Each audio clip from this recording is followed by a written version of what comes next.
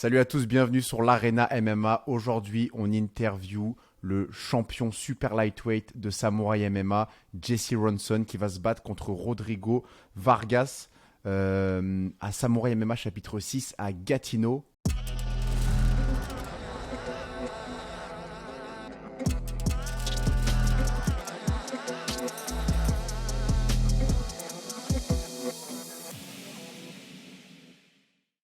Comment ça va, Jesse? I'm good.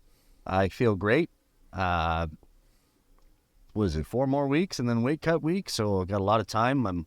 Didn't take any time off from the Robert Saris fight because I was uninjured, had no problem. So just been training consistently since then. Est-ce que tu peux nous parler de comment s'est passée ta première expérience à Samouraï MMA? It was a little bit of a mess, but it was all right. I mean, the flights were like getting there. We flew out of Billy Bishop in Toronto, which is one airport. And then when they flew us home, they flew us to Pearson. So then we had to take a cab from Pearson to Billy Bishop, then pay for my car to get out of parking. So that was a bit of a mess. Other than that, Daniel Lafont treated us pretty well. And the arena was pretty shit. Like, being out where the cage was fine, but our little warm-up room was shit. I mean, compared to everybody else's, like H2O had a great warm-up room, and so did Alex Morgan. I felt like I was in a literal dungeon. I was like, what the fuck is this? This is championship treatment here? Like, I'm in a place that, most hockey players probably go to take a piss in between periods. I mean, what the fuck is that? But other than that, the show was great. Daniel treated us great. No complaints. It's a very well-run show. Parfait. Est-ce que tu peux nous parler de comment tu vis le cutting? On a vu que tu as cutté beaucoup pour arriver à 165 livres. Est-ce que tu peux nous dire comment ça se passe? Est-ce que tu souffres? Comment tu le vis, le cutting? 165 is a hell of a lot easier than 155. The weight cut wasn't that difficult, especially at 165. I feel like that's a natural weight class for me. I'm trying to put on a little bit more size because 165 isn't a real weight class anywhere. UFC, Bellator, PFL, wherever. So it's like, in order to get recognized, I feel like you need to be in a legitimate weight class because if you can make 165, you're going to be a small 170. So I've been trying to pack on a little bit more mass. So this time around, it might be a little more difficult for me to make 165, but it's never been a problem. I feel great at 165. Like, I have all my power, I have all my strength. Whereas when I start cutting down to 155, I feel like I start losing percentages in power and speed and durability. Like, my conditioning's always there, but there's like, all my coaches, all my training partners say when I'm healthy and got all my weight on, or even at 165, like, my power's there. I should be starching guys, and that's pretty much what it's been. My last 2 fights at 165, nobody's been able to withstand it. So I feel good. Est-ce que tu peux nous dire rapidement où est-ce que tu t'entraînes et qui sont tes coachs? I train at several gyms. In London, Ontario, I train out of Adrenaline MMA. I have Andrew Elliott. He's my wrestling coach. He comes down and we train. I've got Clay Pye, who also helps me with wrestling. He's from Niagara Top Team. He's an Olympic-level wrestler. He's coming down to help me. Jesse Goff's my jiu-jitsu coach. He's a first-degree black belt in Brazilian jiu-jitsu. He gave me my black belt. Brad Fowler is one of my kickboxing coaches. He's from London. He's a 2-time world kickboxing champion, so I train with him at Adrenaline. Then I go to not Adrenaline. I go to Diablo Muay Thai in Hamilton to train with Adam Higson, who's a 7-time Muay Thai champion and Dutch kickboxing champion. Then I do my sparring at BTC, the Burlington Training Center, which is down the road from Adam's gym in Hamilton. That's where, like, the slew of all the fighters in Ontario. You got multiple UFC fighters. The room's got like 40 or 50 guys in it all the time. Doesn't matter who I'm fighting or whatever it is. There's probably 3 or 4, maybe even 5 guys, high-level guys there that I can use to train. So, yeah, BTC is a good place to go to as well. Parfait. Est-ce que tu penses que toi, tu es un combattant qui a beaucoup d'expérience et c'est un de tes principaux avantages? Est-ce que ton expérience, tu l'as principalement acquise à l'UFC? No. When I started fighting, my first fight was in 2006. It was a Muay Thai rules kickboxing fight. I've had about 50 amateur fights from boxing. I've had 10 amateur boxing fights. about 30, maybe 35 amateur kickboxing fights, about 5 Muay Thai fights. And then I've had, 36 going on 37 pro MMA fights, and I've had 2 pro kickboxing fights. So yeah, I've got a wealth of experience everywhere. I wrestled in high school, so I've had like 100 wrestling matches. I've done a couple of BJJ tournaments, so yeah, I've done it all. Et l'UFC, c'est vraiment ce qui. Ça t'a mis sur un autre niveau d'expérience, d'avoir cette expérience à l'UFC? I feel like my first time in the UFC back in 2013 was I feel like I rushed it a little bit. I wasn't a complete fighter at that point. I was just an athletic striker that had some wrestling defense and some jiu-jitsu defense. And I fought, some lions. Michel Prazeres, who was 17-1 at the time, 3-time national Brazilian jiu-jitsu champion, just an absolute tank. And I fought Trinaldo and then Kevin Lee. Like, that was a real learning experience of just how high level the guys in the UFC are. And then my second time around, again, I was struggling to make 155. Like, it was a lot. Like, I had to hire a dietitian, which costs a lot of money. And like, I was on a special diet for at least 12 weeks every training camp just to make 155. It was miserable. It was shit. I hated it. But again, they didn't have a 65 class, and I feel like I'm a little too small for 170 in the UFC. Those guys are massive. But the experience from the UFC just lets you know, like, it's a completely different animal, or if that makes any sense to you guys. It's a completely different monster compared to these shows. Like, even Rodrigo Vargas, who's been in the UFC, the level of competition he faced in the UFC, I don't feel is as high as the level of competition I faced. I mean, his stiffest test was Paddy Pimblett, who put him away in like 2 minutes.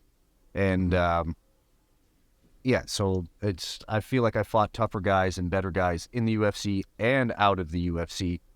So I have more experience just facing tougher adversity and knowing how to overcome things better than Vargas. Justement, c'était ma prochaine question. Qu'est-ce que tu penses de Rodrigo Vargas?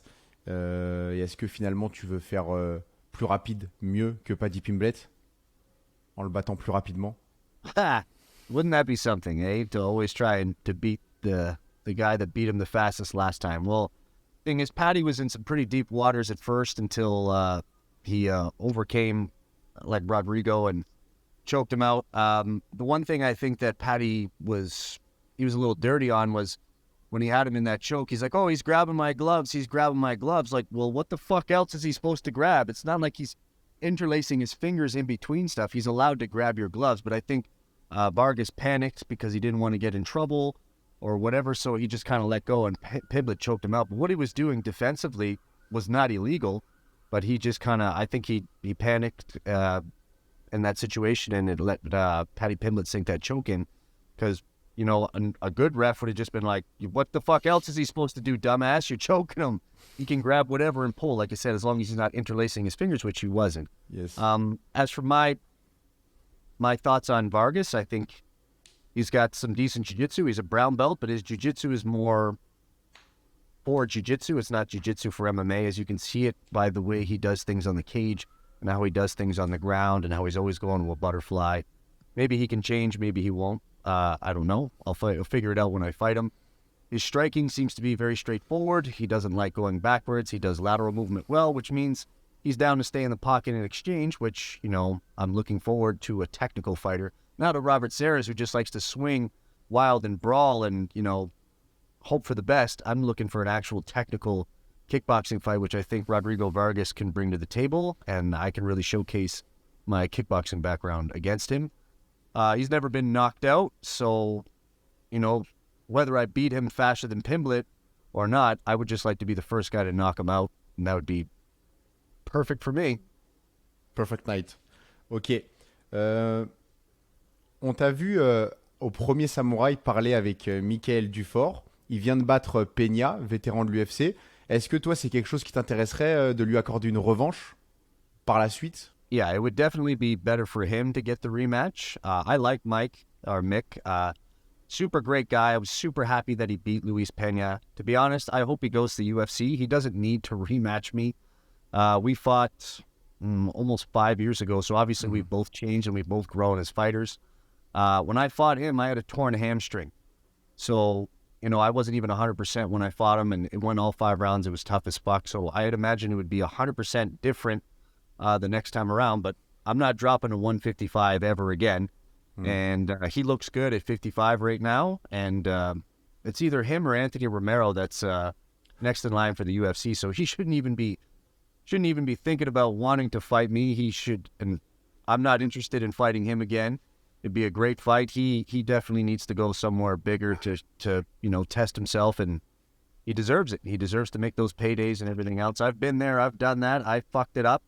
So I've got other things on my plate, and Dufour is not one of those guys. You know, if he really wants to, I'll come down to H2O, or he can come to London, and we'll put in a solid week of beating the shit out of each other. And then if he gets the better of me, I'll get on the internet and be like, yeah, Michael Dufour got the better of me here. Parfait. Mais c'est quoi justement tes plans pour la suite en cas de victoire? Tu veux rester à Samouraï? Est-ce que tu veux retourner dans une organisation internationale? Qu'est-ce que tu planifies pour la suite? Samurai is always going to get the first priority. He reached out to me and he offered me some decent money. Whereas other people who I've known for years have kind of been dicking around and, you know, ignoring me. So if somebody wants me to fight, they're going to have to pay top dollar. But then I'll always ask Daniel, like, hey, this guy's offering, you know, this guy so-and-so. Do you have anything coming up? And I'll always go back to Samurai. But ultimately right now, I would like to make it to Bellator or ONE FC or even Risen. Somewhere that's going to pay, like I can make a decent payday, because my time's running out. I'm 37, turning 38 this year. And I said it before, I've got a lot left to give. I can do this for another 3, 4, 5 more years, but one more loss is too much for me. It's not that I can't take a loss, but 13 losses in MMA is more than enough. It's like, okay, you know, it's a baker's dozen amount of fucking losses. Like, stop already. So it doesn't matter where I am, whether it's Samurai, Bellator, ONE, whatever. I take one more loss in MMA, I'm done. Even though I feel good, I have no injuries, I want to keep going, I'll just pursue other things like kickboxing or potentially bare knuckle fighting. It's just... yeah, right now I'm on the road to make as much money as I can out of this sport by any means necessary. Doesn't matter where I go. Parfait. Bah, merci beaucoup, Jesse. En tout cas, tu as l'air encore très en forme pour ton âge. Merci beaucoup de nous avoir accordé cette entrevue et on te souhaite le meilleur pour ton combat à Samouraï à Gatineau. Thanks, guys. Appreciate it. Thank you for the time. Thank you to you. Bye.